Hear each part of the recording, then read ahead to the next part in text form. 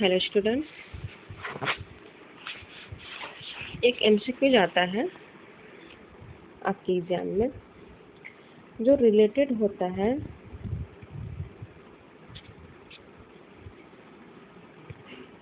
जो रिलेटेड होता है आपका एमसीक्यू बेस्ड क्वेश्चन होता है जो नॉर्मल कर्व से आता है। नॉर्मल कर्व बोले या नॉर्मल डिस्ट्रीब्यूशन बोले बात सेम है। पर सामान्य वक्र या सामान्य वक्र दोनों सेम होता है। तो इससे क्वेश्चन आता है, तो अगर इसको आप जान लें और क्वेश्चन आता है इससे या फिर शॉर्ट क्वेश्चन आए या फिर एमसीक्यूज वाला आए तो आप इसको बना सकते हैं। देखिए, सबसे पहली बात तो ये बेल शेप का होता है। जैसे कि बेल शेप का होता है, देखिए यहाँ पे एक्सिस मेरा टच हो गया है। रियली एक्सिस टच नहीं होता है, ये यहाँ तक है, ठीक है। एक्सिस टच नहीं होता है। और ये जो यहाँ पर सेंटर दिख रहा है,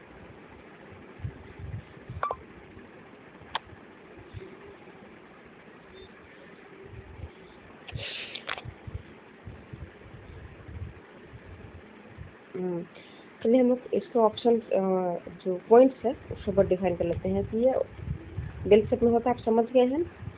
और ये कंटिन्यूअस डिस्ट्रीब्यूशन होता है, कंटिन्यूअस डिस्ट्रीब्यूशन होता है। इसको एक बार पढ़े। आपका जो ऑप्शन आते हैं एग्जाम में, आप यहाँ से इसको ऑप्शंस को कैच कर पाएंगे। Just a minute. हाँ, यहाँ से इसको ऑप्शंस को टच कर पाएंगे। इसमें लिखा हुआ रहता है कि ये जो सतत सामान्य वक्र जो है, सामान्य वक्र लिखा रहता है आपका। हाँ, ये लिखा रहता है एक सतत वितरण, एक सतत या अखंडित वितरण है। मतलब कि खंडित नहीं है, अखंडित वितरण है। और सामान्य वितरण एक सतत और अखंडित वितरण है, जबकि बाइनोमियल और पॉइजन खंडित डिस्ट्रीब्यूशन। खैर एग्जाम में आपका बाइनोमियल और पॉइजन नहीं आता है, सिर्फ आपका नॉर्मल डिस्ट्रीब्यूशन आता है। तो आपको ये याद रखना है कि ये सतत है, अखंडित है ना। ये 2020-22 नहीं 20-22 के क्वेश्चन में भी आया हुआ है। क्वेश्चन का फॉर्मेट थोड़ा अलग था। आगे देखिए, इसमें जो वैल्यू होता है मीन का, मीडियन का और मोड का, तीनों का वैल्यू सेम होता है। पूर्ण सममित वितरण होने के कारण सभी केंद्रीय माप सेंट्रल टेंडेंसी के तीनों जो माप होते हैं, इसको आप एग्जाम में ये भी आता है, आपको बता दिया गया हम सीरीज वाले पार्ट में कि समान होता है। देखिए, यह भूइष्ठ प्रसामान्य वितरण में अधिकतम ऊंचाई, अभी जो बता रही थी, ये जो पॉइंट है,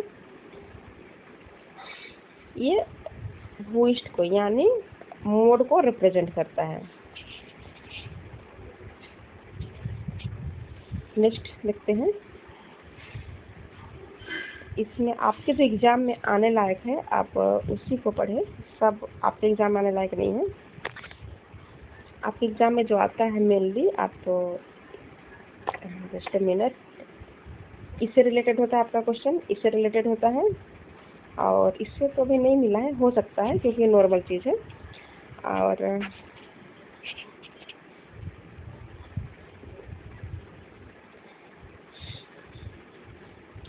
ये क्वेश्चन आया हुआ है कभी, लेकिन आपके बीएड में नहीं, कोई अलग कॉम्पिटिशन एग्जाम में आए हुए हैं आपका ये क्वेश्चन।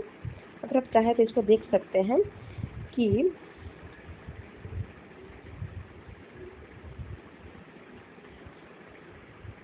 हाँ, इसमें एक मिनट, क्वेश्चन आया था कि हाँ शायद ये क्वेश्चन आया था कि स्टैंडर्ड डेविएशन का कितना पार्ट होता है, इस तरह कुछ क्वेश्चन था। ये क्वेश्चन आपके एग्जाम में आने की जो चांस है बहुत कम है, ये नहीं आएगा। हाँ, ये आता है आपका। हाँ, ये डायरेक्ट ये क्वेश्चन आया था। देखिए एकदम, देखिए जो लाइन लिखा है ना, यही लाइन आपका क्वेश्चन में आया था। Asymptotic to the base line, कि ये अंतरस्पर्शी है ना। इस वक्र के दोनों सिरे एक ही प्रकार मतलब एक ही तरह से दोनों बढ़ते हैं, और मतलब कि लगता है कि सट जाएगा, बट दोनों एक दूसरे को एक्सिस को यानी ऐसे टच नहीं करते हैं। इसकी बात कर रहा है कि एक्सिस को टच नहीं करते हैं। आपके एग्जाम में यही क्वेश्चन आता है। और एक मिनट यहाँ देखते हैं, जो एग्जाम में आता है आपका उसी को हम ध्यान में रखेंगे। यहाँ पे देखिए, ये वैल्यू आपको याद रखनी है। एक बार यहाँ पर हम लोग देख लेते हैं, ये क्वेश्चन भी आता है। देखिए, ये सममित वाला सिमेट्रिक है ना, ये सिमेट्रिक होता है, आप अभी तक समझ गए होंगे। और इसका जो ओड वैल्यूज होंगे, उसका जो ये कोटोशिश जो होता है, उसका जो वैल्यू होगा वो और 0 होगा, 0 होगा। और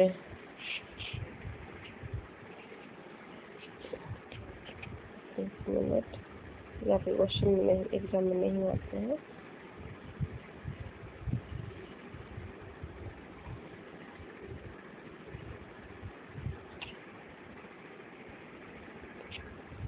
हाँ, ये लाइन आने की पॉसिबिलिटी है।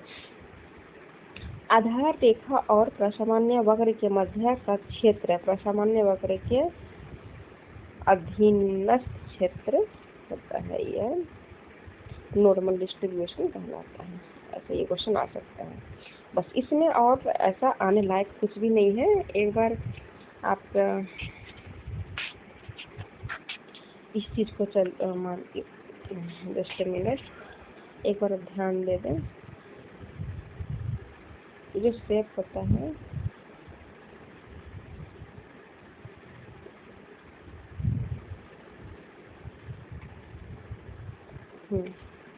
यहाँ से इधर ये माइनस को रिप्रेजेंट करता है, इधर पॉजिटिविटी को रिप्रेजेंट करता है। जैसे कि यहाँ पर होता है कि 1 स्टैंडर्ड डेविएशन माइनस है ना, -1 स्टैंडर्ड डेविएशन, और उसी तरह इधर +1 standard deviation, -2 standard deviation, -3 standard deviation, उसी तरह यहाँ प्लस प्लस होता जाएगा। इसकी वैल्यूज की जो बात की हुई है, ऐसे आपके एग्जाम में कभी आया नहीं है। अगर आ भी जाए तो इसको आप समझ सकते हैं कि इसका जो स्टैंडर्ड डेविएशन में 1 में इसका कितना वैल्यू होता है, 2 में कितना वैल्यू होता है। और इसमें एक ये क्वेश्चन आता है, हाँ एक मिनट, इसमें ये क्वेश्चन आता है कि ये जो मीन बड़ा है मीडियन बड़ा है मोड से, अगर ऐसा होता फॉर्म तो ये positive standard positive normal distribution को शो करता है। अगर इसका अपोजिट रहे, इस तरह से अगर इसका अपोजिट रहे तो ये आपका शो करता है नकारात्मक यानी नेगेटिव नॉर्मल डिस्ट्रीब्यूशन को ये रिप्रेजेंट करता है। और इसमें और ऐसे आने लायक क्वेश्चन नहीं है। एक और एमसीक्यू में क्वेश्चन आता है, वो बताने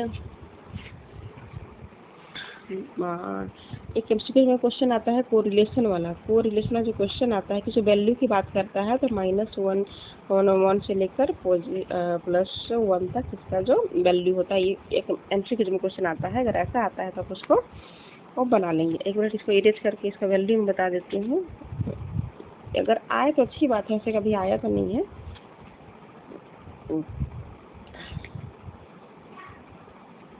जस्ट अ मिनट, अगर आता है तो ये जो बेल शेप है, तो आप समझ गए कि यहाँ पे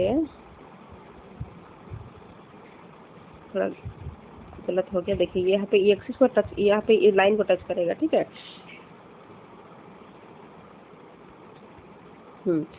आप समझ गए।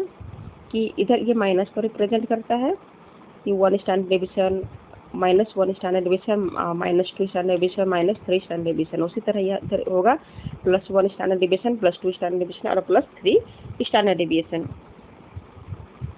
तो ये जो सबसे नीचे का पार्ट है, इसका एरिया जो है स्प्रेड एरिया है। तो इसका जो वैल्यू होगा, अगर ये ऑप्शन में आता है तो आप छांट लेना, और ऐसे आने की जो पॉसिबिलिटी है थोड़ा कम है।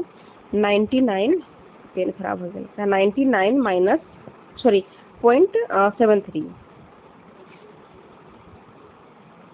इस वैल्यू है -3 स्टैंडर्ड डेविएशन से लेकर +3 स्टैंडर्ड डेविएशन के बीच का जो एरिया है, इस एरिया, ये जो वैल्यू है ये एरिया को रिप्रेजेंट करता है।